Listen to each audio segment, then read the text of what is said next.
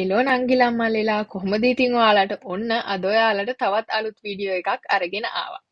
ගිය සතියේ වීඩියෝ එකෙන් මම ඔයාලට කිව්වා UK වලට ස්ටුඩන්ට් වීසා ඇප්ලයි කරන්න කලින් ඔයාලා මොනවද දැනගෙන ඉන්න ඕනේ කියලා. ඉතින් අද වීඩියෝ එකෙන් මම ඔයාලට කියන්න හිතුවා කොහොමද UK වලට ස්ටුඩන්ට් වීසා එකක් ඔයාලා තනියම ඇප්ලයි කරනවා නම් කරන්න කියලා. ඉතින් මේක හරිම ලේසි ප්‍රොසීජර් එකක්. ඔයාලට තනියම UK වලට ස්ටුඩන්ට් වීසා එකක් ඇප්ලයි කරන්න පුළුවන්. කාගේවත් උදව් ඕන වෙන්නේ නැහැ. එකම දේ තමයි ඔයාලට මේක ඔන්ලයින් ඇප්ලයි කරන්න පුළුවන්. ඒ වගේම ඔයාලට මම කලින් වීඩියෝ එකකින් කියපු ඩොකියුමන්ට්ස් ඔක්කොම ඔයාලා ළඟ ලෑස්ති කරලා තියෙනවා නම් මේක ඔයාලට තනියෙන් ඇප්ලයි කරන්න පුළුවන්. ඉතින් මම ඔයාලට පෙන්වන්නම් කොහොමද UK වලට වීසා එකක් ඇප්ලයි කරන්න කියලා. ඒ වගේම මගේ UK වීසා ඇප්ලිකේෂන් එක මම ඔයාලට පෙන්වන්නම්. එතකොට ඔයාලට අදහසක් ගන්න පුළුවන් UK වීසා ඇප්ලිකේෂන් එකේ තියෙන්නේ මොන වගේ ප්‍රශ්නද, ඔයාලා මේකෙදි ෆිල් කරන්න ඕනේ මොන වගේ කොටස්ද, මොන වගේ දේවල්ද කියලා. ඉතින් ඒ වගේම තමයි මේ UK වලට වීසා ඇප්ලයි කරන්න තියෙන ඔන්ලයින් ප්ලැට්ෆෝම් එකේ ලින්ක් එකත් මම ඔයාලට ඩිස්ක්‍රිප්ෂන් බොක්ස් එකේ දාන්නම්. ඔයාලට පුළුවන් ඒකට ගිහින් බලන්න. ඉතින් මේ මම දැන් ඔයාලට පෙන්නන විදියට මේ වෙබ්සයිට් එකට ගියාට පස්සේ UKVI වෙබ්සයිට් එකේ තියෙනවා apply outside the UK කියලා තමයි අපි යන්න ඕනේ. මොකද අපි UK වල ඉඳලා නෙමෙයිනේ වීසා ඇප්ලයි කරන්නේ, අන්න ඒක නිසා. ඊට පස්සේ start now කියන එක දීලා ඊට පස්සේ ඔයාලා දාන්න ඕනේ where are you planning to live. කියන්නේ ඔයාලා ඉන්නේ ඉංග්ලන්ඩ් වල, ස්කොට්ලන්ඩ් වල, වේල්ස් වල හරි නොදර්න් අයිලන්ඩ් වල හරිද, එහෙමත් නැත්නම් ජර්සි, කර්නීසියෝද, අයිල් ඔෆ් මෑන් කියන රටේද කියලා. ඒකෙදි ඔයාලා ඉංග්ලන්ඩ් කියන එකට ටික් එක දාලා continue කියන එක දෙන්න. ඊට පස්සේ එයාලා අපෙන් අහනවා අපිට දැනටමත් EU ස්විස් පාස්පෝර්ට් එකක් තියෙනවද කියලා. ඒකටත් අපි no කියන එක දාන්න ඕනේ. ඊට පස්සේ ඒක continue කරාම එයාලා අහනවා අපිට බයෝමෙට්‍රික්ස් දෙන්න අපේ රටක නමක් දාන්න කියලා. ඉතින් මෙතනදී අපි ශ්‍රී ලංකා කියන එක තමයි සිලෙක්ට් කරන්න ඕනේ. ඔයාලා දැනට ඉන්න ඕනේ රට තමයි මෙතනදී දාන්නේ. ඊට පස්සේ next ගියාට පස්සේ එතනදී පෙන්නනවා අපිට වීසා ඇප්ලිකේෂන් තියෙන ලොකේෂන්ස් මොනවද කියලා. ඒ කියන්නේ ලංකාවේ VFS Global එකේදී තමයි මේ වීසා ඇප්ලිකේෂන් ප්‍රොසීජර් එක කරන්නේ. ඉතින් ඒක නිසා අපි දැනගෙන ඉන්න ඕන කොහෙද මේ VFS එක තියෙන්නේ කියලා. ඊට පස්සේ එතන අපි I have identified the location කියන එක ටික් එක දාලා next කරන්න ඕනේ. ඊට පස්සේ එනවා before you apply කියලා ඔයාලට පොඩි guidance ටිකක්. එයාලා කොහොමද අපේ data use කරන්නේ. ඒ වගේම අපි විනාඩි 25ක් මේකේ inactive වෙලා හිටියොත් එහෙම ඒකෙන් අපි automatically log out වෙනවා කියලා තියෙනවා. ඉතින් ඔයාලට බය වෙන්න දෙයක් නැහැ. ඔයාලා මේකෙදි email එකක් දාලා password එකක් create කරනවා. එතකොට ඔයාලා application එක fill කරන් යනකොට ඔයාලගේ details ඒකේ save වෙනවා. ඉතින් එතකොට ඔයාලට ආයේ ඊළඟ දවසේ හරි පස්සේ වෙලාවක හරි ඒක ආපහු කන්ටිනියු කරගෙන යන්න පුළුවන්. එක දිගටම ෆිල් කරලා ඉවර කරන්න ඕනේ නැහැ. ඉතින් මගේ මෙහෙම පෙන්වන්නේ මගේ කොහොමත් ඇප්ලිකේෂන් එකක් තියෙන නිසා ඔයාලා start a new application කියන option එක දෙන්න. එතකොට මෙන්න මෙතන එනවා ඔයාලට email address එක දාලා password එකක් type කරන්න.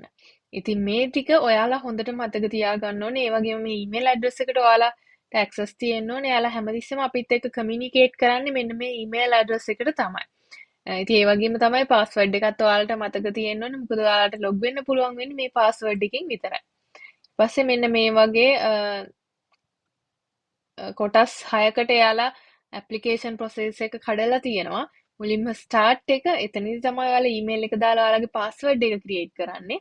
ඊට පස්සේ තියෙනවා application එක, ඊට පස්සේ තියෙනවා ඔයාලට ඕන documents මොනවද, ඊට පස්සේ declaration එක, ඊළඟට තමයි ඔයාලා payments කරන්නේ. ඊපස්සේ further actions කියලා කොටසකුත් තියෙනවා. ඉතින් දැන් මම ඔයාලට මගේ visa application එක පෙන්නන්නම්. එතකොට ඔයාලට idea එකක් ගන්න පුළුවන් මොනවද මේ visa application එකේ ඔයාලගෙන් අහන ප්‍රශ්න කියලා. ඉතින් මුලින්ම මෙහෙම UK visa application එකේ උඩම කොටසක් එනවා. මේ ටික අපි පුරවන details වලට අනුව automatically fill වෙන්නේ. ඉතින් අපෙන් එයාලා මුලින්ම අහන ප්‍රශ්නය තමයි personal informations. ඒකෙදි අපෙන් අහනවා අපේ email address එක, ඊට පස්සේ අපේ travel information එකට වලින් අහනවා අපි group එකක් විදියටද travel කරන්නේ, අපි වෙන කාත් එක්ක හරි dependent කෙනෙක් එක්ක හරි එහෙම travel කරනවද, ඒ වගේම අපේ UK වලට යන්න plan කරන් ඉන්න දවස. ඉතින් මේකෙන් ගිය ඔයාලට දවසක් දාන්න පුළුවන් සාමාන්‍යයෙන් ඔයාලගේ කෝස් එක පටන් ගන්න දවසකට මාසෙකට වගේ කලින් දවසක් තමයි මෙතනදි දාන්නේ. ඒ වගේම ඊට පස්සේ තියෙනවා ඔයාලගේ කෝස් ඩීටේල්ස්. ඔයාලගේ කෝස් ෆී එක කීයද? ඔයාලා කෝස් ෆී එක දැනටමත් කොටසක් හරි ගෙවලා තියෙනවද? ඔයාලා එහෙමනම් කීයක් ගෙව්වද? එහෙම අහනවා. ඊට පස්සේ කොහොමද අපි ඒක ප්‍රූව් කරන්න කියලා අහනවා. ඉතින් එතකොට ඒකෙදි නම් මම දැම්මේ මගේ ස්පොන්සර් ඒක කැස්ලෙටර් එකේදී කන්ෆර්ම් කරලා තියෙනවා කියලා. මගේ ස්පොන්සර් කියලා මම අදහස් කරන්නේ මෙතනදී යුනිවර්සිටි එක. ඊට පස්සේ අහනවා අකොමඩේෂන් වලට පේ කරලා තියෙනවද? ස්පොන්සර්ගේ නම. එතකොට ඒකදී අපි අපේ යුනිවර්සිටි එකේ නම තමයි දාන්න ඕනේ. ඊට පස්සේ එකෙන් අහනවා අපි ස්ටුඩන්ට් යූනියන් සබැටිකල් ඔෆිසර් කෙනෙක් වෙන්න යනවද කියලා. ඒකට නෝ කියලා දාන්න ඕනේ. අපිට ලැබෙන ක්වොලිෆිකේෂන් එක, අපේ කෝස් එක මොකද්ද, කෝස් එක පටන් ගන්න දවස, කෝස් එක ඉවර වෙන දවස. ඉතින් මේ දේවල් ඔක්කොම අපේ කැස්ලෙටර් එකේ දීලා තියෙන විදියට ඒ ඩීටේල්ස් වලින් තමයි අපි ඔක්කොම පුරවන්න ඕනේ. මොකද එයාලා කැස් එකත් එක්ක මේ දේවල් ඔක්කොම චෙක් කරනවා. ඊට පස්සේ අහනවා what type of sponsor will you be studying with? ඒකත් අපේ කැස්ලෙටර් එකේ තියෙනවා. ඊට පස්සේ attach details අහලා තියෙනවා. ඉතින් ඒකට no කියලා මට නම් ගියේ. ඊපස්සේ personal information වලට ආය අහනවා අපේ නම, family name එක, අපිට වෙන නම් තිබුණාද, මේ email address එක කාටද අයිති වෙන්නේ, අපිට තව email address තියනවද, අපේ sex එක මොකක්ද, passport එකේ තියෙන අපේ relationship status එක, අපේ country එක, ඊට පස්සේ අපි ඉපදිලා තියෙන country එක, place of birth, date of birth, national ID card එකක් තියෙනවද, ID card number එක, ඒ කියන්නේ අපේ NIC number එක, issuing authority ඒක issue කරපු date එක, ඊට පස්සේ අපිට වෙන රටක මොකක් හරි nationality එකක citizenship තියෙනවද කියන එක, අපේ දැන් address එක, අපි ඒ address එකේ කොච්චර කල් ජීවත් වෙනවද, ownership status එක,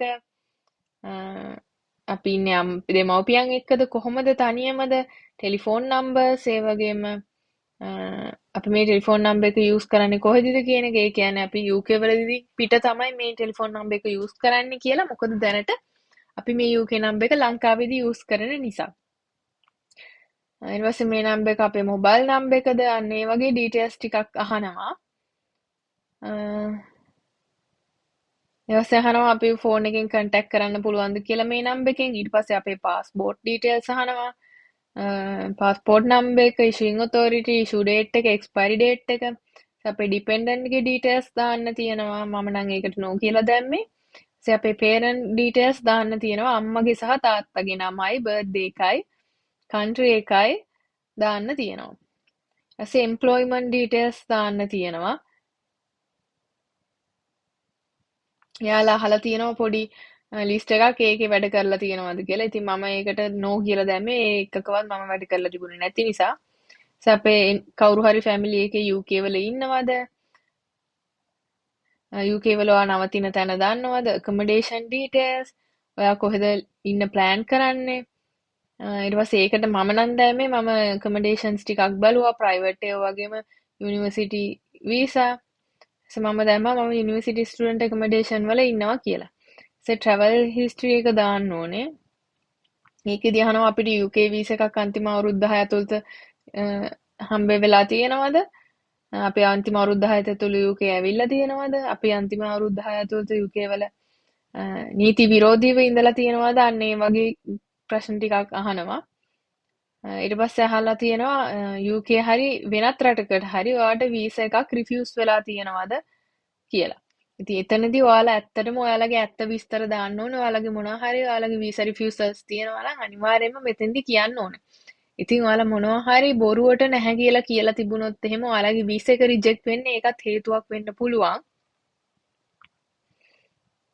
ඊට පස්සේ අපිට මට නම් වීසා රිෆියුසල් එකක් තිබුණා කලින් ඕස්ට්‍රේලියා වලට විසිට් වීසා එකකට. ඉතින් ඊට පස්සේ ඒකේ විස්තර අහලා තියෙනවා මොකද උනේ, ඇයි වීසා එක රිෆියුස් උනේ, මොන රටටද, කොයි කාලෙද මේක උනේ, එහෙම කියලා. ඊට පස්සේ travel history එක අහලා තියෙනවා එයාලා රටවල් ටිකක් දීලා මේ රටවල් වලට කී පාරක් ගිහින් තියෙනවද, අපි අන්තිම අවුරුදු 10 ඇතුළත වෙන කොහේ හරි රටකට ගිහින් තියෙනවද එහෙම කියලා. ඊට පස්සේ අපි යුදමය කටයුතු වලට සම්බන්ධ වෙලා තියෙනවද? නීති විරෝධී ඒ කියන්නේ ටෙරරිස්ට් ඇක්ටිවිටීස් වලට සම්බන්ධ වෙලා තියෙනවද? ඒ වගේ ප්‍රශ්න ටිකකුත් අහනවා. ඊට පස්සේ අපි මොනවා හරි අපේ ක්‍රිමිනල් රෙකෝඩ්ස් තියෙනවද කියලාත් අහනවා. ඊට පස්සේ අහනවා UK ගවර්න්මන්ට් එකට සම්බන්ධ වැඩ කරලා තියෙනවද? ඔන්න ඔය වගේ ප්‍රශ්න ටිකක් අහනවා.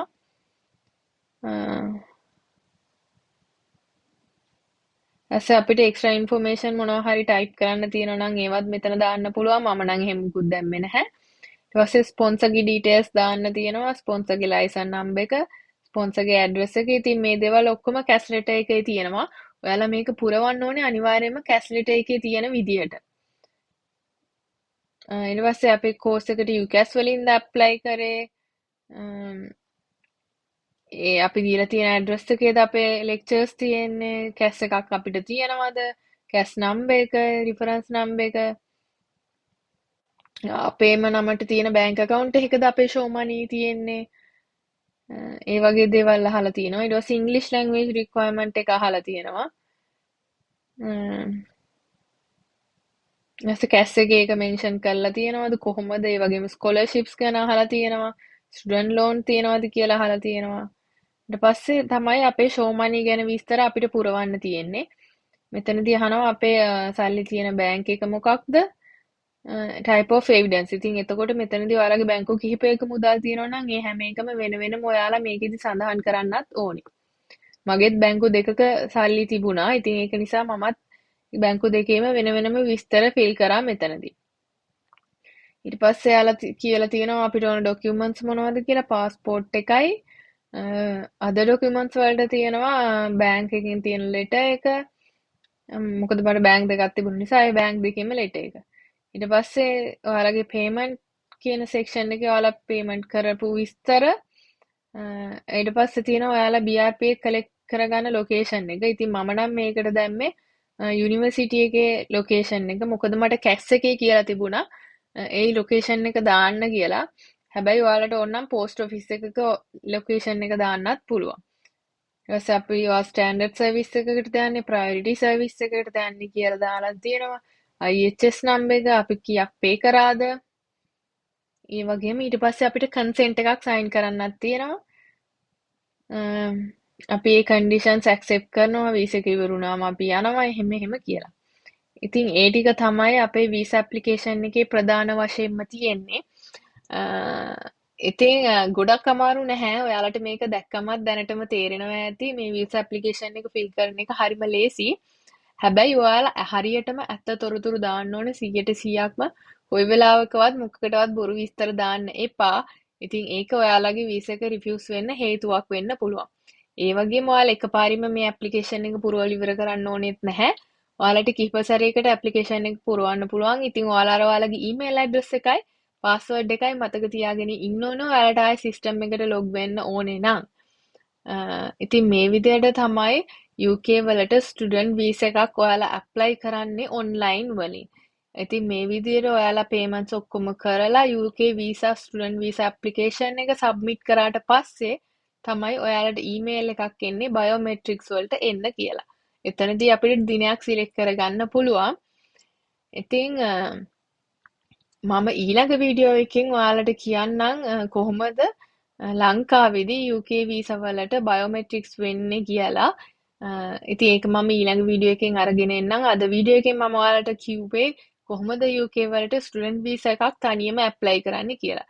ඉතින් මේක ගොඩක් අමාරු නෑ. ඔයාලටත් ගිහිල්ලා බලන්න පුළුවන්. ඉතින් කාගේවත් උදව්වක් නැතුව ඔයාලට මේක කරන්න පුළුවන්. ඔයාලට ටික වෙලාවක් මේකට යොදවන්න පුළුවන් නම් ඒ වගේම ඔයාලට ඉංග්‍රීසි හොඳට තේරුම් ගන්න පුළුවන් නම්. ඉතින් මම හිතනවා UK වලට වීසා එකක් කොහොමද ඇප්ලයි කරන්න කියලා දැන් ඔයාලට හොඳ අදහසක් එන්න ඇති කියලා. ඉතින් මේක ගැන ඔයාලට මොනවා හරි ප්‍රශ්න තියෙනවා නම් ඔයාලට පහලින් කමෙන්ට් කරන්න පුළුවන්. මම මට පුළුවන් විදිහට අනිවාර්යයෙන්ම ඔයාලට උත්තර දෙනවා. ඒ වගේම තමයි මේ UK වීසා ඇප්ලිකේෂන් එක දාන්න ඕන ඔන්ලයින් ලින්ක් එක මම ඩිස්ක්‍රිප්ෂන් බොක්ස් එකේ දාන්නම්. ඔයාලට ඒකට ගිහිල්ලා බලන්න පුළුවන් වැඩිදුර විස්තර. ඒකේ තව විස්තර තියෙනවා ඔයාලට ඕන මොනවද ඩොකියුමන්ට්ස් ඒ වගේම මම ඔයාලට කලින් වීඩියෝ එකේ කියපු විස්තර ගැනත් ඒකේ තියෙනවා. ඒවත් ඔයාලට කියවන්න පුළුවන්. මොකද මේ දේවල් කාලෙන් කාලෙට අප්ඩේට් වෙන්නත් පුළුවන්. ඒක නිසා හොඳම දේ තමයි මේ ලින්ක් එකට ගිහිල්ලා ඔයාලා වීසා ඇප්ලිකේෂන් එක දාන්න කලින් ඒකේ තියෙන ඉන්ෆර්මේෂන් ඔක්කොම කියවලා බලන එක. ඉතින් මම හිතනවා ඔයත් UK යන්න බලාගෙන ඉන්න නංගි කෙනෙක් හරි මල්ලි කෙනෙක් හරි නම් ඔයාලට අද වීඩියෝ එක ගොඩක් වැදගත් වෙන්න ඇති කියලා. ඒ වගේම ඔයාලගේ කවුරු හරි යාළුවෙක් UK යන්න බලාගෙන ඉන්නවා නම් එයාලට මේ වීඩියෝ එක ෂෙයා කරන්නත් අමතක කරන්න එපා. ඉතින් ඔයාලා ඒ වගේම තමයි අපේ channel එකට තාමත් අලුත් නම් දැන්ම subscribe කරලා අපිත් එක්ක එකතු වෙන්න. ඉතින් මේ වගේ තව වැදගත් වීඩියෝස් වගේම මගේ daily life එක කොහොමද ගත වෙන්නේ UK වල කොහොමද ජීවිතය කියලා ඔයාලට බලා ගන්නත් පුළුවන්. ඉතින් එහෙනම් අපි මේ වගේම තවත් වීඩියෝ එකකින් හමු වෙමු.